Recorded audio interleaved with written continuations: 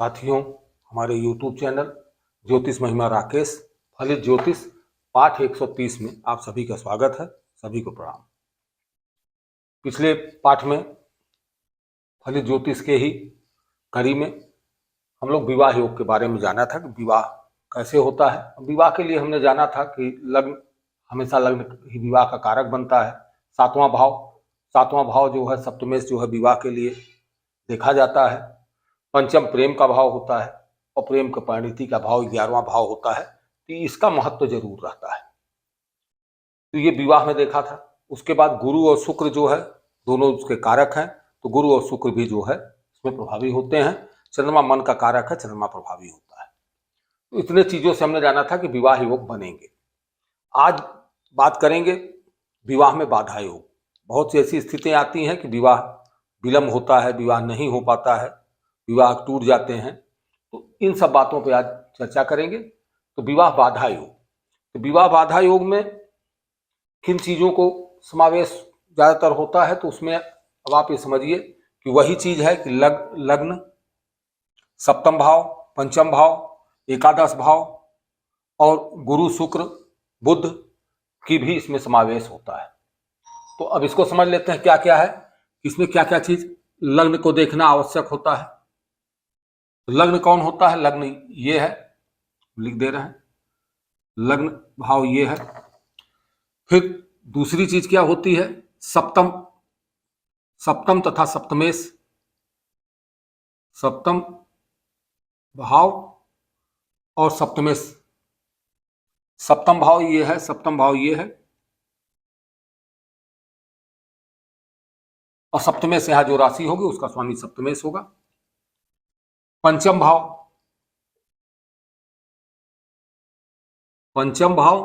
तथा पंचमेश का माने जहां पंचमेश हो गया तो पंचमेश का मतलब हुआ कि उस भाव का स्वामी। तो पंचम भाव ये है, तो ये पंचम भाव है और यहां पे जो राशि होगी वही पंचमेश हो जाएगा। एकादश भाव,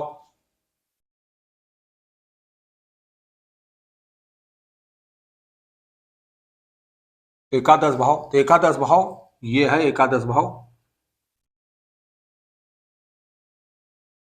10 भाव, तो एकादश भाव और यहाँ का एकादशेश, एकादश भाव का स्वामी इनका। और इसके अलावा गुरु स्त्रियों के कुंडली में कारक होते हैं। शुक्र पुरुष कुंडली में विवाह के कारक, शुक्र सब में कारक होंगे, शुक्र के बिना विवाह नहीं। और बुध चूंकि नपुंसक ग्रह कहा जाता है तो बुध भी इसमें प्रभाव डालता है। साथ में शनि भी यहां प्रभाव डालते हैं विवाह बाधा में। तो इतने चीजों को देखना हर हालत में आवश्यक हो जाता है कि विवाह बाधा योग है। अब एक एक भाव को हम समझते हैं, एक एक योगों को योग कैसे बनते हैं। कि सप्तम भाव विवाह का कारक है, तो सप्तम भाव की स्थिति क्या है? सप्तम भाव से विवाह देखा जाएगा तो यहां पे सप्तमेश एक योग बनेगा। क्या? सप्तमेश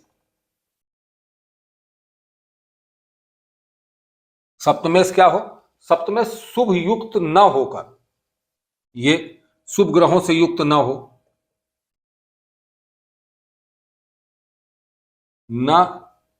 होकर सप्तमेश शुभ युक्त न होकर 6, 8, 12 भाव में, छठा, 8वां और 12 भाव में, 6, 8, 12 भाव में अस्त हो, नीच राशि का हो,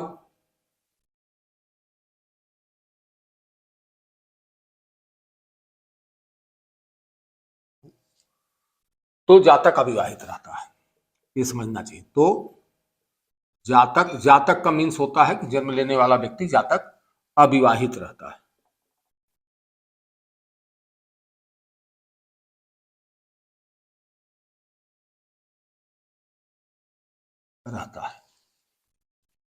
अपने जातक अविवाहित रहता है। अब इसको समझिए, सप्तमेश शुभ युक्त न होकर, अब कोई कुंडली आप बना ले, किसी भी लग्न की कुंडली, मान लीजिए हमने यहाँ पे क्या किया, मिथुन लग्न की कुंडली बनाई तो 3 हो जाएगा। मिथुन लग्न की पत्रिका बनाएंगे तो यहाँ 3 लिखा जाएगा, तो यहाँ पे आपके 4 हो जाएगा, यहाँ 5 हो जाएगा, यहाँ 6 कन्या लग्न हो जाएगी, यहाँ 7 तुला हो जाएगा, यहाँ 8 जो है वृश्चिक, 9 धनु, 10 मकर, 11 कुंभ,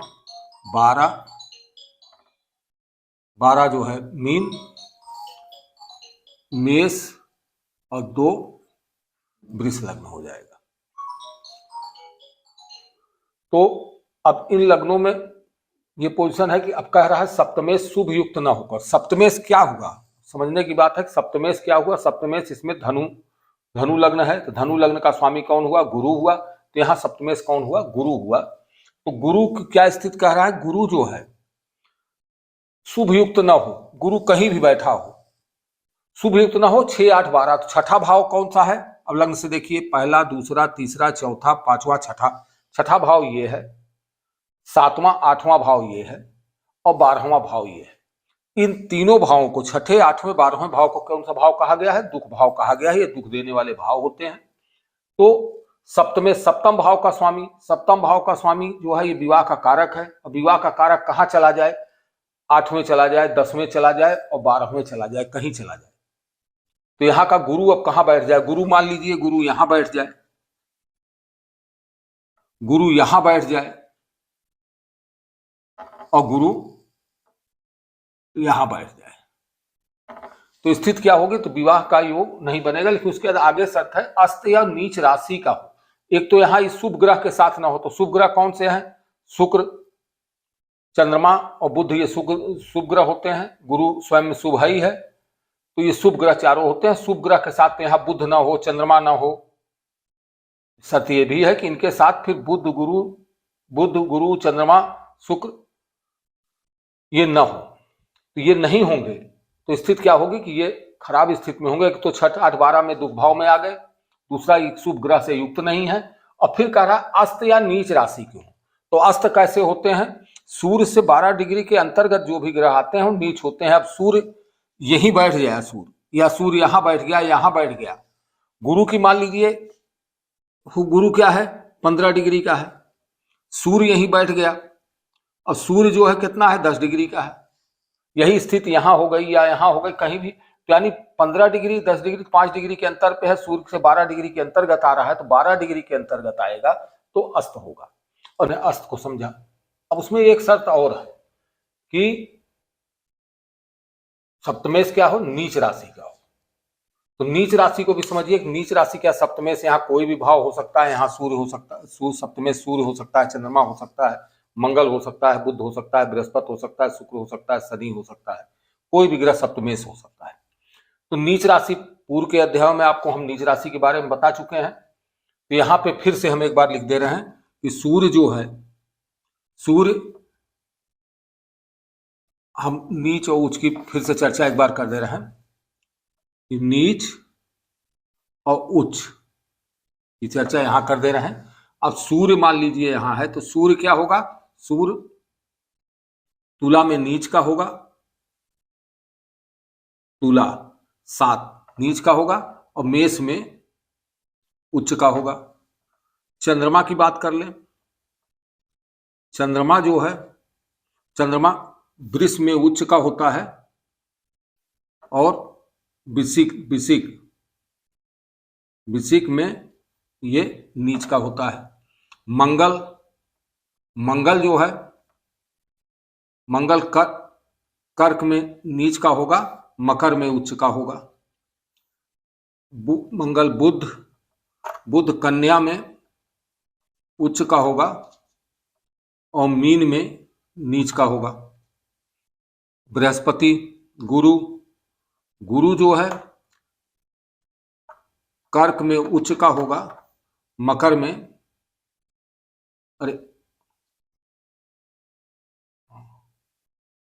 कर्क मकर। ये बुध जो है कन्या में नीच का होगा, मीन में उच्च का होगा। गुरु जो है कर्क में नीच का होगा और मकर में नीच का होगा और कर्क में उच्च का होगा। गुरु के बाद शुक्र, शुक्र कन्या में नीच का होगा और मीन में उच्च का होगा। और शुक्र के बाद शनि, शनि मेष में नीच का होगा और तुला में उच्च का होगा। ये मकर को यहाँ 10 लिखा जाएगा, यहाँ मीन को 12 लिखा जाएगा, कर को 4, मीन को मकर 12, तुला को 8, और यहाँ कर 4, कन्या 6, मकर 10, कन्या 6 और मेष 1। अब आपने समझा कि नीच ये होते हैं। तो यहाँ पे कौन है? गुरु है। तो गुरु नीच की किस में होगा? तो गुरु नीच का यहाँ पे जाके हो जाएगा गुरु नीच का। तो नीच का ये बहुत ही विकट योग बनेगा। इसमें जो है किसी भी तरह से विवाह की उम्मीदें नहीं रहेंगी, चाहे शुभ ग्रह आ भी जाए तो भी। तो अब ये आपने समझा कि सप्तमेश शुभ युक्त न होकर 6, 8, 12 भाव में हो, अस्त हो, नीच राशि का हो, तो जातक का विवाह अविवाहित रहता है। विवाह के अविवाहित रहने के बहुत से योग हैं, हम एक एक दो योगों को लेकर चलेंगे। तो एक योग और आप समझ लें, तो सप्तमेश द्वादश भाव में हो। यहां क्या है? सप्तमेश, सप्तमेश कहां हो? द्वादश भाव में, द्वादश भाव यानी 12वें भाव में।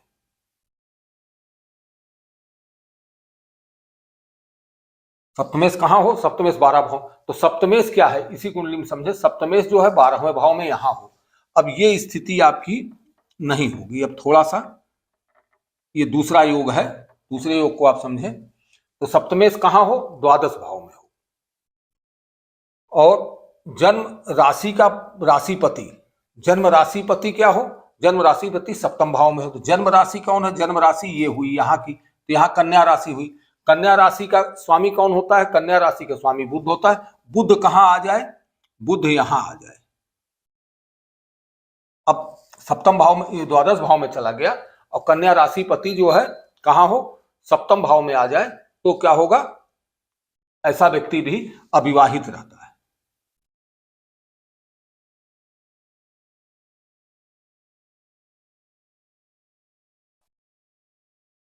दूसरा योग भी आपने समझा कि अब ये भी देखिए सप्तम से और उससे ही बन रहा है। सप्तमेश सप्तम भाव का स्वामी कहां चला गया? द्वादश व्यय भाव में चला गया। यानी आप इसी से समझे कि क्या हुआ कि पति या पत्नी सप्तम भाव से देखा जाएगा और पति और पत्नी कहां चले गए? वो व्यय भाव में चले गए। तो व्यय, उनका व्यय हो रहा है। और कह रहा है लग्न का स्वामी कहां गया? लग्न का स्वामी सप्तम आ गया। लग्न को स्वामी सप्तम, सप्तम से जो इसका स्वामी जो है, शरीर का स्वामी हमारा सप्तम है, तो सप्तम के प्रभाव को दे रहा है और सप्तम के प्रभाव दे रहा है। और इसका स्वामी जो कहां चला गया? व्यय में चला गया। तो उसका व्यय होगा तो अविवाहित रहेगा। एक योग और समझ लें आप। दो योग आपने समझा। चंद्र शुक्र एक साथ कहीं भी हो, चंद्रमा और शुक्र, चंद्रमा और शुक्र एक साथ कहीं भी हो।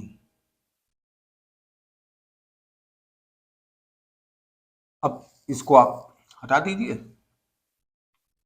अब पहला शर्त तो कह रहा है चंद्रमा और शुक्र एक साथ कहीं भी हो, और दूसरी चीज इसमें क्या होगी? एक शर्त और है, जन्म राशिपति 7वें भाव में हो। जन्म राशिपति, तो जन्म राशिपति 7वें भाव में हो।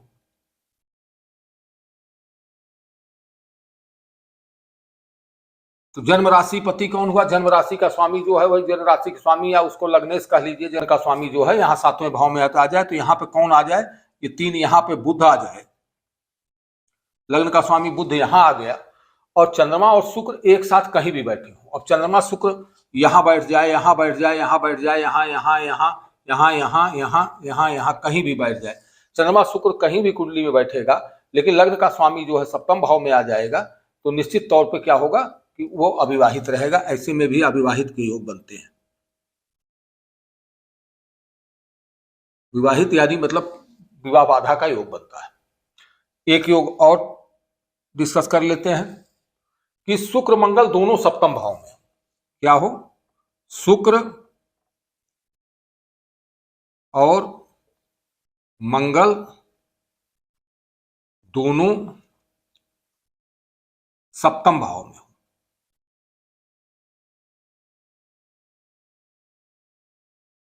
शुक्र मंगल दोनों कहां हो? सप्तम भाव में हो, तो विवाह नहीं होता है। तो विवाह सीधा योग है, विवाह नहीं होता है। अब शुक्र मंगल सप्तम, तो वही कह रहा है कि शुक्र मंगल किसी भी कुंडली में अगर शुक्र मंगल यहां बैठे हैं, शुक्र और मंगल दोनों यहां बैठे हैं, तो एक चीज तो ये समझ लीजिए कि जब सातवें में मंगल बैठेगा तो मंगल जो है मांगलिक योग का भी निर्माण करेगा, सातवें भाव में घोर मांगलिक बनाएगा। और शुक्र साथ में बैठा है तो शुक्र जो है विवाह का कारक भी जो वहां आ गया तो भी पीड़ित हो गया मंगल के साथ आके। और सूर्य मंगल शनि ये कैसे ग्रह हो जाते हैं कि सातवें आ जाने के बाद ये जो है पृथककारी ग्रह है। तो मंगल की दृष्टि जब लग्न पे पड़ेगी तो इससे पत्नी की कुंडली होगी तो पति से जो है पृथकता बनेगी, और पत्नी की कुंडली होगी तो पति से पृथकता बनेगी, तो यानी दोनों में पृथकता दिखाई देगी। एक योग और आज हम चर्चा कर लेते हैं, 5 योगों का आज कर लेंगे, 5 योगों की चर्चा कर लेंगे। शुक्र मंगल दोनों पंचम या नवा भाव में हो। शुक्र और मंगल दोनों पंचम भाव या नवम भाव में हो।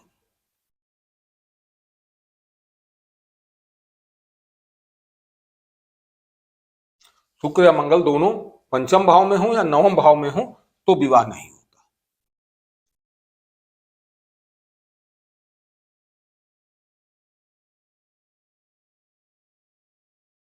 अब यहां पे देखिए शुक्र मंगल कहां है, शुक्र मंगल की ही बात अब फिर हो रही है कि शुक्र और मंगल ये पंचम भाव में यहां हो जाए शुक्र मंगल, या नवम भाव में हो जाए,